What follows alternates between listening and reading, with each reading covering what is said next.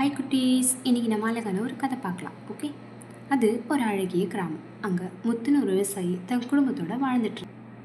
அந்த முத்துவுக்கு தினமும் ஒரு பழக்கம் இருந்துச்சு. என்ன பண்ணுவாங்க, தினமும் தன்னுடைய ஆடுகளை பக்கத்தில் இருக்கிற காட்டுக்கு கூட்டிகிட்டு போயிட்டு மேய்ச்சிட்டு வர்றது பழக்கம்.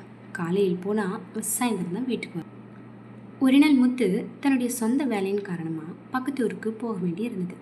இதனால் ஆடுகளை மேய்க்கிற பொறுப்பை யார்கிட்ட விடுறதுன்னு யோசித்தான். அப்போது தன்னுடைய மகன் ஞாபகம் வந்தது.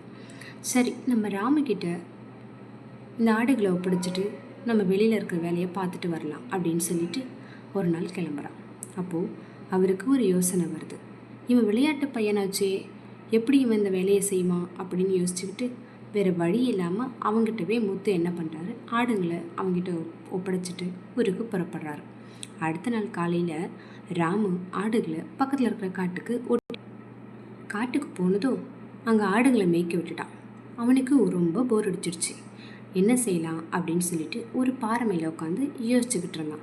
அவனுக்கு தான் வேலை பார்த்தே பழக்கம் இல்லையே, அதனால அவனுக்கு ரொம்ப போர் அடிச்சிடுச்சு. அப்போது தூரத்தில் ஒரு சிலர் வேலை பார்த்துட்டு இருந்தாங்க. அவனுக்கு உடனே ஒரு யோசனை வந்து, அவங்க கூட கொஞ்சம் விளையாடினா என்ன அப்படின்றதுக்காக அவன் உடனே என்ன பண்ணான், புலி வருது அப்படின்னு கூச்சல். உடனே அங்கே வேலை செஞ்சுட்டு இருந்த எல்லாரும் ராமுவோட அலறலை கேட்டு, அச்சச்சோ புலி வந்துடுச்சு அப்படின்னு சொல்லிட்டு தங்கள் கையில் கிடச்ச கட்டைங்களெல்லாம் வேலை செய்யறதை விட்டுட்டு குடுக்குடுன்னு இவனை நோக்கி ஓடி வந்தவங்களா ராமுவை பார்த்துட்டு, புலி எங்கப்பா அப்படின்னு சொல்லிட்டு கேட்டாங்க. ஆனால் ராமு, புலிலாம் ஒன்றும் வரல, நான் சும்மா போய் தான் சொன்னேன் அப்படின்னு சொல்லிட்டு சொன்னான். உடனே எல்லாருக்கும் வந்துடுச்சு. எல்லாருமே ராமுவை பயங்கரமாக திட்டிட்டு, உங்களுக்கு இதுதான் பழப்பா அப்படின்னு சொல்லிட்டு ராமுவை ரொம்ப திட்டிட்டு போயிட்டாங்க. ராமுவுக்கு ஒரு ஹாப்பி, நம்ம எல்லோரும் ஏமாத்திட்டோமே அப்படின்னு சொல்லிட்டு. அப்புறம் என்ன பண்ணால், மறுபடியும் ஆடுங்களை வீட்டுக்கு கூட்டிகிட்டு போயிட்டு அடுத்த நாளும் அதே மாதிரி புலி வருது அப்படின்னு கத்தனான். மறுபடியும் அவங்க சரி இந்த முறை ஏதோ வந்துடுச்சு போல் அப்படின்னு நினச்சிக்கிட்டு ராமுவை தேடி ஓடி வராங்க. பார்த்தா அன்றைக்குமே அவன் சும்மா விளையாட்டுக்கு தான் பண்ணேன் அப்படின்னு சொல்லிட்டு உங்களை ஏமாற்றிட்டு தான் நினச்சி சிரிக்கிறான். மறுபடியும் அவங்க திட்டிட்டு போயிடுறாங்க. அதே போல் 3வது நாளும் ராமு ஆடுகளை கொண்டு வந்துட்டு கொஞ்ச நேரம் அந்த பாறையில் உட்காந்து யோசிச்சுட்ருக்கான். அப்படி யோசிச்சுட்டு இருக்கும்போது தூரத்தில் ஒரு புலி ஒன்று உண்மையாகவே வருது. அவனுக்கு உடனே பயம். ஒரு மரத்துக்கு பின்னாடி போய் ஒளிஞ்சுக்கிட்டு, உண்மையாகவே புலி வருது காப்பாற்றுங்க அப்படின்னு சொல்லிட்டு கத்துறான்.